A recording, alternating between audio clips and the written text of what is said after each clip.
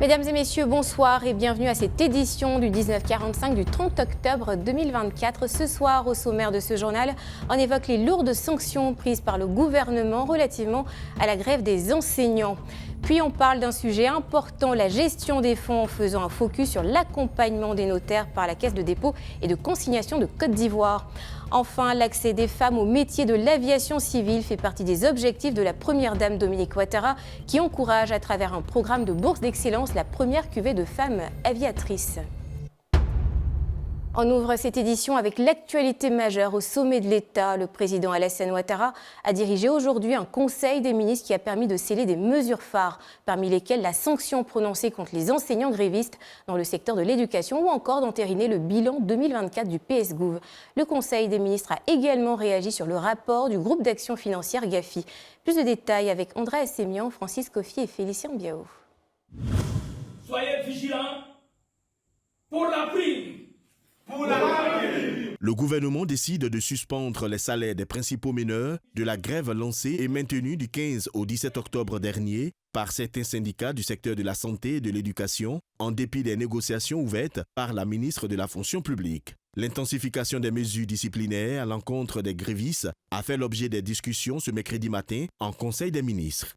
Compte tenu du caractère illégal de ce mouvement de grève et en application de la loi subventionnée, les meneurs principaux, je reprends donc, les meneurs principaux au nombre de 26 ont vu leur salaire suspendu dès ce mois d'octobre et les autres participants ont subi une retenue sur salaire équivalente aux 3 jours de grève.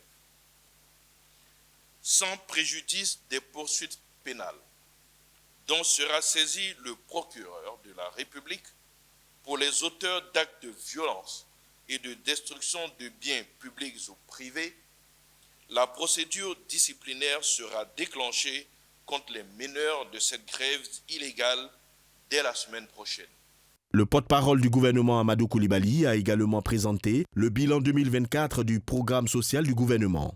Dans le secteur de la santé, 708 160 enfants ont été vaccinés gratuitement contre la Penta 3 et 681 756 enfants ont reçu le vaccin contre la rougeole-rubéole. De plus, 30 580 femmes enceintes atteintes du paludisme ont bénéficié gratuitement d'un traitement antipaludique, tandis que 364 217 femmes enceintes ont reçu des kits d'accouchement sans frais. Concernant la jeunesse, 74 687 jeunes ont été intégrés dans divers programmes d'insertion professionnelle. Dans le cadre de la lutte contre la pauvreté, 205 000 ménages ont reçu une allocation trimestrielle via les filets sociaux.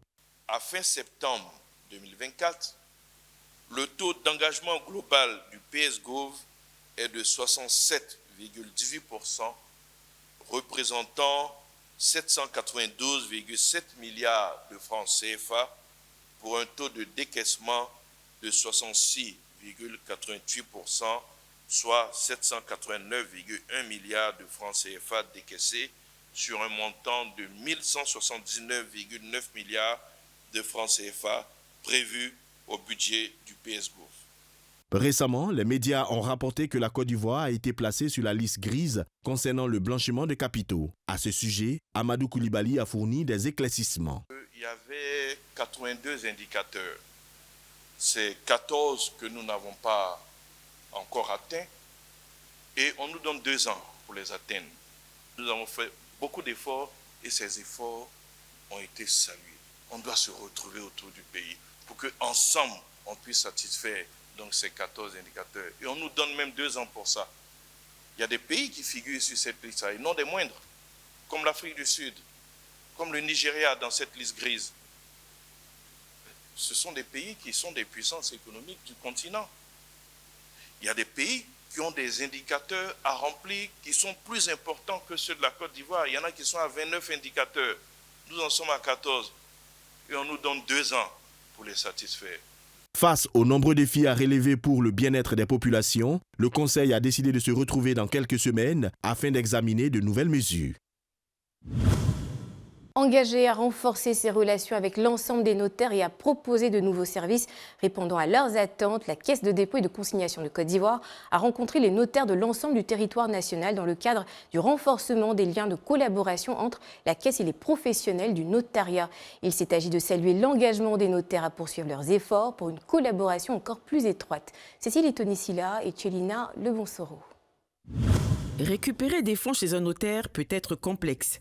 Le déblocage des fonds, souvent liés à des transactions immobilières, nécessite que le notaire envoie une demande à la banque.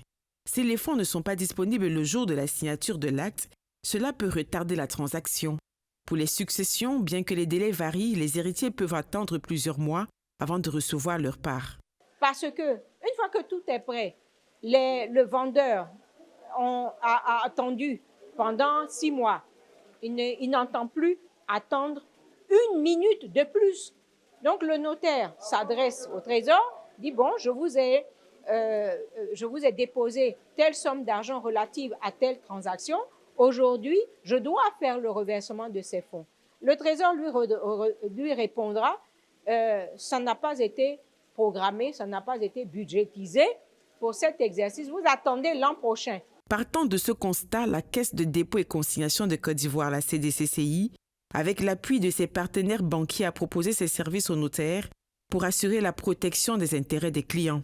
Après 5 ans de collaboration, 174 notaires sur un total de 257 ont ouvert des comptes auprès de la CDCCI, soit un total de 67,7%.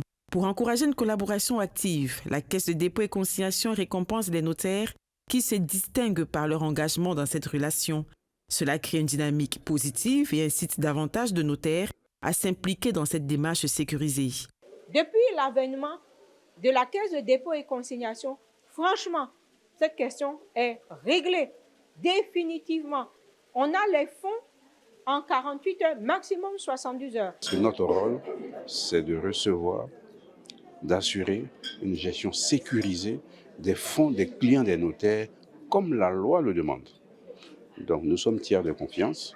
Ça permet donc aux notaires de se consacrer à leur travail, aux clients d'être rassurés que ces fonds sont entre les mains d'une institution dont c'est le travail. Donc nous donnons satisfaction aux notaires, aux clients des notaires et à l'État. La Caisse de dépôt et consignation influence significativement les pratiques notariales en Côte d'Ivoire par son rôle de garant de sécurité financière, sa capacité à former et sensibiliser les notaires, ainsi que par ses initiatives visant à renforcer la collaboration. Cette dynamique contribue non seulement à protéger les intérêts financiers des clients, mais aussi à instaurer une culture de transparence et de confiance au sein du notariat ivoirien. Sur le fil de l'actualité nationale, le siège de la Fondation Children of Africa, créée par la Première Dame, a accueilli la cérémonie de remise de chèques du programme de bourse d'excellence Dominique Ouattara des femmes dans l'aviation civile. Ministres, directeurs généraux, professionnels de l'aviation, familles du beau monde étaient présents pour sceller ce moment officiel qui précède le départ des 11 lauréates à Rabat au Maroc. Les heureuses élues vont bénéficier d'une formation de 5 ans avec un accompagnement conséquent. La gratitude et le partage étaient les maîtres mots de cet événement. Aïcha Kripi et Chelina Lebonsoro. Seulement 11 sélectionnées parmi 328 candidatures. Ces jeunes filles ont reçu des chèques dans le cadre du programme de bourse d'excellence Dominique Ouattara, destiné aux femmes dans l'aviation civile. Direction Rabat, au Maroc, pour ces lauréates qui espèrent faire dans quelques années la fierté de la Côte d'Ivoire. L'objectif général du programme est d'encourager et soutenir financièrement les femmes souhaitant poursuivre des études dans le domaine de l'aviation civile et les inciter à intégrer des postes clés dans la dite industrie. Les objectifs spécifiques sont de promouvoir l'égalité des sexes en encourageant un plus grand nombre de femmes à embrasser des carrières dans l'aviation civile, d'accroître la représentation des femmes dans les métiers techniques, particulièrement dans les domaines de la navigation aérienne, de la maintenance aéronautique et aéroportuaire, du pilotage, etc.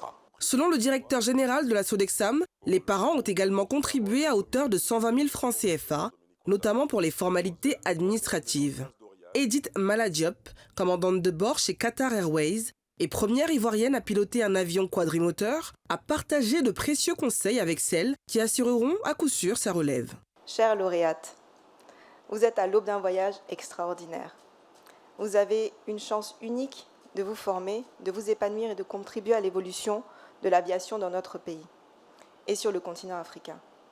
Mon conseil que je vous donne est simple, n'abandonnez jamais. Peu importe les obstacles qui se dresseront sur votre chemin, voyez-les comme des opportunités de grandir et de vous rapprocher de vos objectifs. L'aviation est un domaine où le talent, la détermination et le travail acharné sont des véritables moteurs de la réussite. N'oubliez jamais que vous n'êtes pas seul. Vous êtes entouré de personnes prêtes à vous soutenir et à vous encourager. La première dame de Côte d'Ivoire, Dominique Ouattara, a exprimé des mots d'encouragement et de fierté à l'égard de ses filleuls qui s'apprêtent à faire leur envol. Elle a souligné l'importance de leur parcours et leur a rappelé qu'elle représente l'avenir de l'aviation en Côte d'Ivoire. Vous êtes les premières d'une longue liste et je compte sur vous pour bien travailler afin d'obtenir de brillants résultats et nous rendre tous très fiers. Persévérez et ne craignez jamais de rêver grand. Vous êtes les ambassadrices de cette bourse d'excellence et à travers vous, c'est l'image de la Côte d'Ivoire qui brillera à l'extérieur. En plus d'une bourse de 30 millions de francs CFA, une enveloppe supplémentaire de 500 000 francs CFA a été offerte en cadeau pour le plus grand bonheur des futurs pilotes. Cette bourse n'est pas qu'une simple opportunité, mais un accomplissement. L'accomplissement de notre désir à toutes d'exercer dans le domaine de l'aviation. Votre vision de faire de la femme un être indépendant et autonome est pour nous une grande source de motivation. Le programme de bourse d'excellence Dominique Ouattara destiné aux femmes dans l'aviation civile vise à promouvoir l'autonomisation des femmes dans un secteur traditionnellement dominé par les hommes, renforçant ainsi leur confiance en elles et leur capacité à réussir. Enfin, un focus à présent sur l'actualité ailleurs dans le monde. La scène internationale est marquée par des tensions intérieures dans plusieurs pays où rivalités politiques et conflits ethniques se mêlent aux enjeux sécuritaires et sociaux. Les détails avec Karel Dablé. Au Ghana, la ville de Bakou, située à la frontière avec le Burkina Faso et le Togo, est actuellement sous couvre-feu. Depuis le dimanche 27 octobre dernier, des affrontements violents opposent deux clans rivaux, les Mamproussi et les Kouzassi. Les forces militaires et policières ont été déployées pour rétablir l'ordre, mais elles rencontrent des violences qui ont causé de nombreuses pertes humaines, bien que le gouvernement n'ait pas encore fourni le bilan officiel. Des sources locales estiment que le nombre de victimes pourrait atteindre une dizaine. Le retour d'Aladji Seydou à Bagre, le chef traditionnel Mamproussi exilé depuis plus d'un an, semble être à l'origine de cette escalade des tensions. Sa présence remettait en cause l'autorité du chef Kouzassi, soutenu par le gouvernement. Selon le chercheur Elias Soutanko, cette situation pourrait également favoriser des infiltrations djihadistes, les forces de sécurité ayant du mal à sécuriser les villages environnants. Un rapport de l'ONU, publié en février dernier, souligne que ces conflits interethniques sont un facteur de radicalisation dans le nord du pays. À des milliers de kilomètres en Guinée-Conakry, le paysage politique subit également une transformation significative. Hier mardi 29 octobre, le gouvernement a annoncé la dissolution ou la suspension de près de la moitié des partis politiques à la suite d'une campagne d'évaluation menée par l'administration du territoire. Parmi les 174 partis examinés, aucun n'a entièrement satisfait aux critères réglementaires, selon un rapport de 180 pages. Près de 50 partis ont été dissous pour des irrégularités, tels que des agréments non valides ou l'absence de compte bancaire. Une autre cinquantaine, incluant les principales formations du pays comme le RPG et l'UFDG, dispose de 3 mois pour se conformer sous peine de suspension.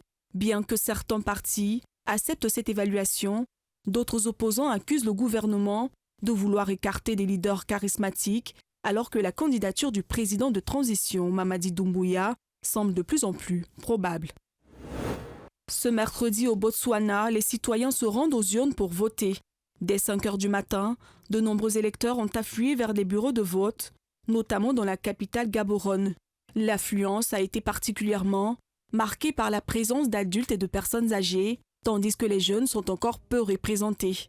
Les bureaux de vote vont fermer à 20 heures et le dépouillement des voix va débuter vers 22 heures. Les résultats devraient être annoncés au plus tard vendredi prochain, ce qui représente un moment crucial pour la démocratie botswanaise.